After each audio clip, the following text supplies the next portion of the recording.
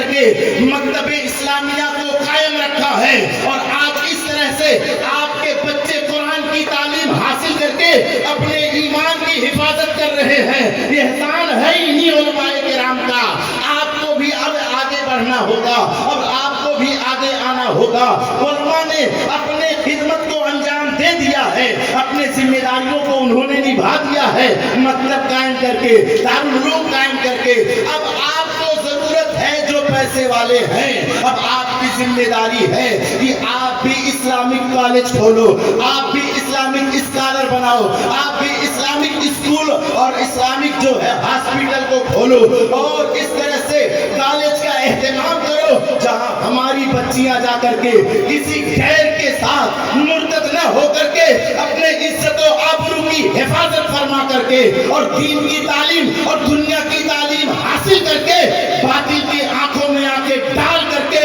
یہ بیٹیاں جواب دیتی ہوئی نظر آئے اور آنکھوں میں آنکھیں ڈال کر کے بات کرتی ہوئی نظر آئے۔ اب آپ کو بھی میدان میں آنا پڑے گا۔ علماء نے تو اپنی ذمہ داری کو نبھا دیا ہے۔ اس وقت ہم اور آپ جو آئے ہوئے ہیں، جو محفل سجائی گئی ہے بڑی عظیم شخصیت کے نام سے سجائی گئی ہے، بڑی معتبر بڑی عزت کا مالک ہے امام حسین، اس کے نام کی یہ محفل سجائی گئی ہے۔ حضرات میں آپ سے پوچھنا چاہتا ہوں، آپ کو کیا لگتا ہے امام حسین رضی اللہ تعالیٰ عنہ نے جو اس طرح سے کرب و بلا کی سرزمین پر کارنامہ انجام دیا، کس لیے؟ صرف اس لیے کہ تین شعبان المعظم کو آپ کے نام کی محفل سجا دی جائے، یا صرف اس لیے کہ 10 محرم الحرام کو آپ کے نام کی محفل سجا دی جائے اور نعرہ خوب لگایا جائے، لنگر لٹایا جائے، شربت پلایا جائے، سبیل چلائی جائے؟ اگر یہی مقصد ہوتا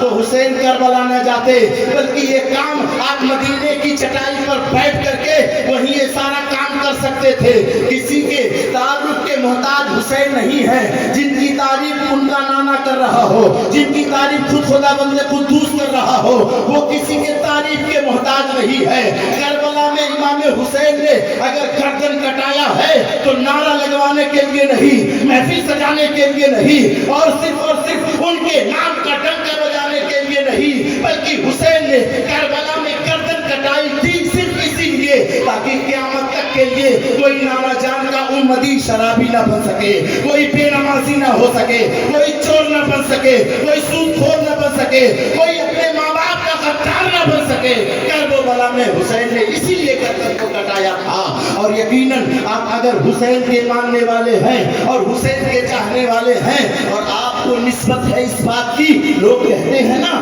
کہ حضرت ہماری تو نسبت حسین سے ہے، ہماری تو نسبت حسین سے ہے، تو جب آپ کی نسبت حسین سے ہے تو وہ حسین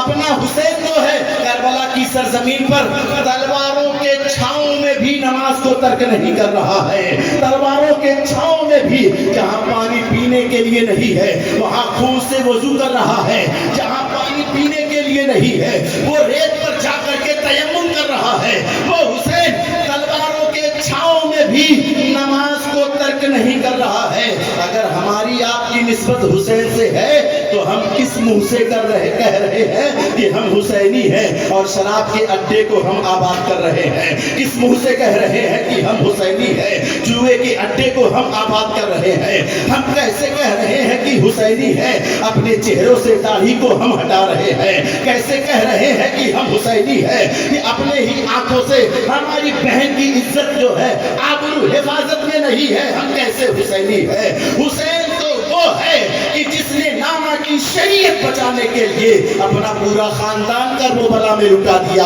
آپ کیسے حسینی ہو جو حسین کے طریقے کو اپنا نہیں رہے ہو، ان کے طریقے کو فالو نہیں کر رہے ہو؟ آپ کو کیا لگتا ہے بڑے آسانی سے حسین کربلا میں چلے گئے اور بڑے کیا نام ہے کوئی مشکلوں کا سامنا نہیں کیا؟ آپ غور کرو اور وہ وقت یاد کرو، وہ تاریخ یاد کرو مسلمانوں، اور غور کرو وہ مدینہ، اس مدینے کو جو مدینے گیا ہو نا ان سے پوچھو، جب مدینہ سے آتا ہے تو آنکھیں برسنے لگتی ہے۔ ابھی چند دن پہلے میں ہو کر کے آیا مکہ سے، جب میں مدینہ گیا بڑی خوشی محسوس ہو رہی تھی، لیکن جب مدینہ چھوٹ رہا تھا تو آنکھوں سے آنسو بہ رہے تھے اور بات بات پر صرف یہی خیال آ رہا تھا کہ میں تو ایک ادنا آدمی ہوں, میں تو ایک ناکارہ نکما آدمی ہوں, میں مدینہ چھوڑ رہا ہوں تو میرے آنکھوں میں آنسو کتنے ہیں, اور بتاؤ حسین مدینہ کیسے چھوڑے ہوں گے,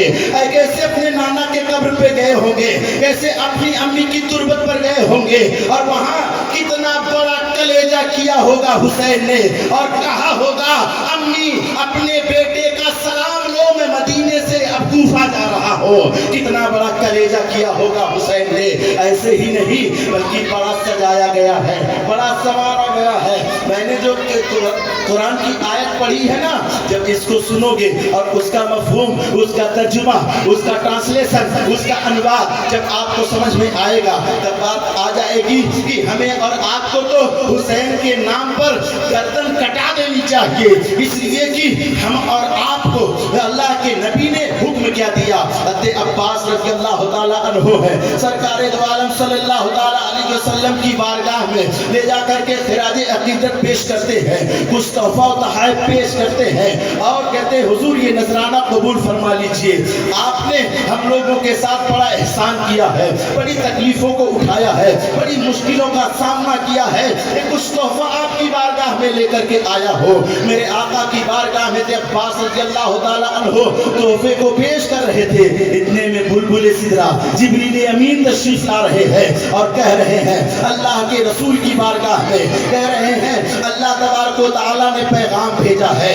کیا بھیجا ہے؟ قل لا اسألکم علیہ اجرا الا المودۃ فی القربى. اے لوگو اگر تم میرے ساتھ کچھ کرنا چاہ رہے ہو, اگر چاہ رہے ہو کہ میں تجھ سے راضی ہو جاؤں, تم سے خوش ہو جاؤں, تو تم میرے قرابت داروں سے محبت کرنے رہنا, تم میرے قرابت داروں سے پیار کرتے رہنا, یہی تمہارا اجر ہوگا. ذرا سوچو اور غور کرو میرے آقا کے مقدس دیوانوں, اللہ کے نبی نے کیا حکم دیا ہمیں اور آپ کو کہ میرے قرابت داروں سے یعنی میرے اہل بیت سے پیار کرتے رہنا, ان سے محبت کرتے رہنا, کامیاب ہو جاؤ گے, دنیا اور آخرت کی زندگی میں کامیاب ہو جاؤ گے. حضرات محترم ذرا سوچو اور غور کرو پیارے آقا کے پیارے دیوانوں, ابھی چند منٹ پہلے بچیوں نے امام حسین کی زندگی پر کچھ روشنی ڈالی, اور انہی لوگوں کی تقریر کا کچھ ٹکڑا لے کر کے آپ